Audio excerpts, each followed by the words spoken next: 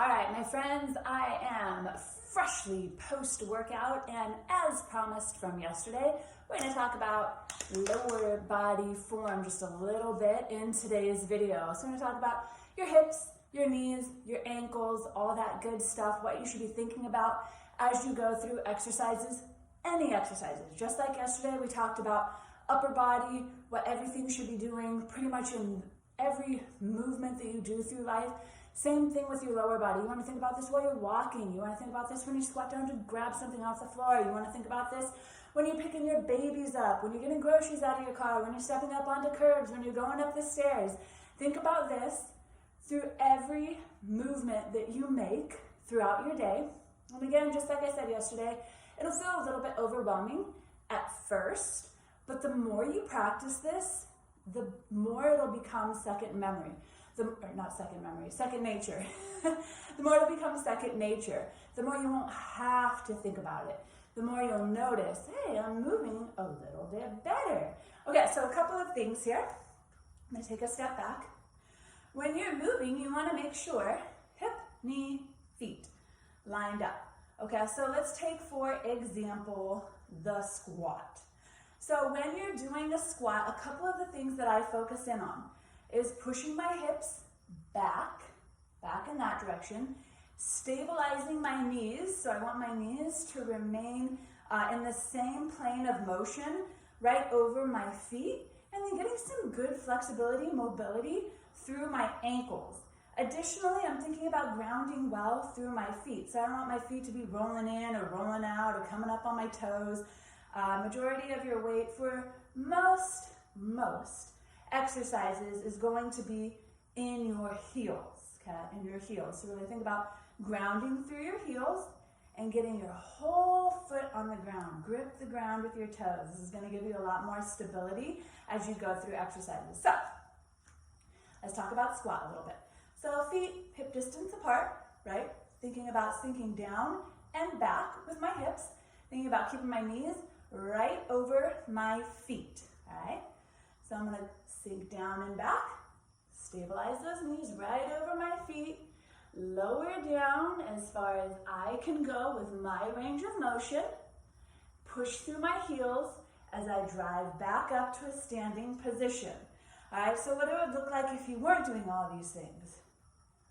Wobbly knees is one thing, knees going in is one thing, one knee tucking.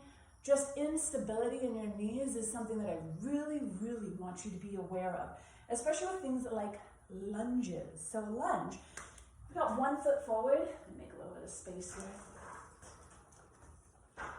If you're in something like a static lunge, looking at it from the front, up on the ball of the back of that foot, hips are squared up, and I'm thinking about keeping my knee right over my foot. Knee right over foot.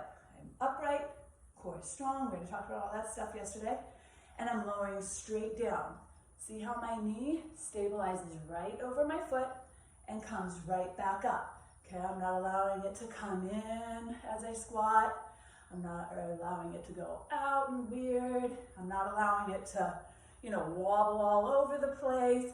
And a lot of the times these things happen without you even realizing it when you're going really fast. So my daughter yesterday, she's learning how to do lunges in her workouts, and she was doing them, and she was like, so fast. And I'm like, okay, slow it down, right? You never want to move that quickly. You want to be aware of how your body is moving. Let's look at these movements from the side, okay? So your squat, thinking about hips squared up, sinking your butt down and back, thinking about keeping your knees over your feet. So I'm gonna, upper body, we know what we're doing there. Pushing my butt back. First thing I'm doing, pushing my butt back, lowering down, stabilizing. Check out my shins, okay? They don't move a ton. A lot of times if you find yourself in this position, really leaning forward with it and everything's caving in, take a second at the bottom. Shift your butt back, try to sit up just a little taller, and then come back up. It is so much better to slow things down and really break things down, especially as you're learning new exercises, or if you feel like a certain exercise is problematic for you, don't just keep doing it wrong. Slow it down, break it down, fix your form, and then get back into it. Lower your weights. Take weights out of the equation if you're doing something incorrectly. If you watch yourself, record yourself. I record myself all the time.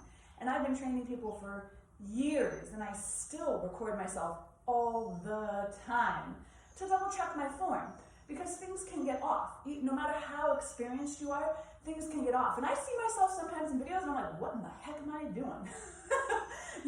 Gotta fix that, right? So record yourself, see what you're doing, and then take the time to fix it, okay? So again, thinking about keeping your knees stabilized over your ankles, don't let them rock around. Think about keeping your hips square, your glutes nice and strong, and then, you want a good range of mobility in your ankles so that you can move freely with a lot of these exercises. So a good stretch here, if you're having issues with ankle mobility, which a lot of us, I think, do have, especially if you're wearing, shoes that have all sorts of crazy support and padding, and, you aren't used to doing a lot of movement like this. Ankle mobility is going to be something that you might really want to work on. And additionally, especially if you're into running, you better have that ankle mobility. Ankle mobility and ankle strength are going to be really, really important in keeping you safe. So a good stretch to help you out with ankle mobility. Get something nice and cushy underneath that back knee. And you're just going to hang out 90 degrees here. And I'm going to keep the majority of my weight back. I like having something next to me that I can put my weight on, because I don't want a lot of weight on my knee as I do this. I want to keep the weight off of my knee. It tends to bother my knee if I put a ton of weight on it doing this movement. But I'm just pushing forward as far as I can, keeping my heel on the ground, keeping my knee lined up with my foot so it's not coming in, it's not going out, lined up with my foot. And then I'm coming back, relaxing out of it, and doing that again. Now you may find, as you do this stretch, pushing out in a controlled manner, keeping your whole foot still grounded, will give you a little bit of a stretch in a different area. Okay, but the key here is control. You don't want to just let your knee go flying out, okay? You want to come out into it and then control that mobility, control that movement, get that good stretch. You can feel this through your calves, down here into your lower calves and your ankles a bit, just like that, back and forth. Good way to build up that foot and ankle strength. Put a towel underneath your foot and scrunch those toes in. Pull that towel closer and closer and closer to you. This is going to build up some good foot and ankle strength, which again is going to be really important if you do something like running. Okay? Building up this area of your body. Building up all the areas of your body. If you're running, that is high impact. You need to be strong, you need to be mobile, you need to have great balance, and then and only then should you be running. Okay, so hopefully you've gotten some things out of this video. So hips squared up for the most part with pretty much anything that you're doing. Knees lined up over ankles. Don't let those feet cave in. You want to keep your weight on, typically keep your weight along the outer portion of your feet and in your heels, and then the rest of your foot should definitely still be grounded, but you don't want to be rolling inward. You don't want your ankles to be falling in. I notice on one side of my body, nobody's perfect, y'all. Don't expect to jump into this and be perfect. On this side of my body, my ankles do tend to cave in. Do you see that? Down there at the bottom, my ankle caves in. Even though I'm keeping my knee right over my ankle, it still caves in. So that's something that I am working on, right? I'm aware of that because I recorded myself and saw it.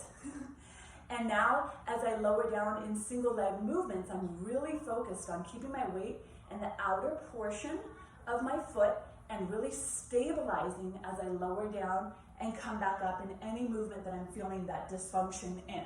All right, so don't ignore those dysfunctions. Everybody has them. No matter what point of your journey you're on, we can all develop these kinds of dysfunctions. The important thing is taking the time to fix the dysfunction, not ignoring it and just making the dysfunction stronger, right? All right, so if you have any questions about that lower body information that I just gave you, please let me know. If you have any specific questions about anything, any type of exercise, any type of movement, drop it in the comments. Let me know. I'll record a video for you and address that for you. All right, have a fantastic rest of your day.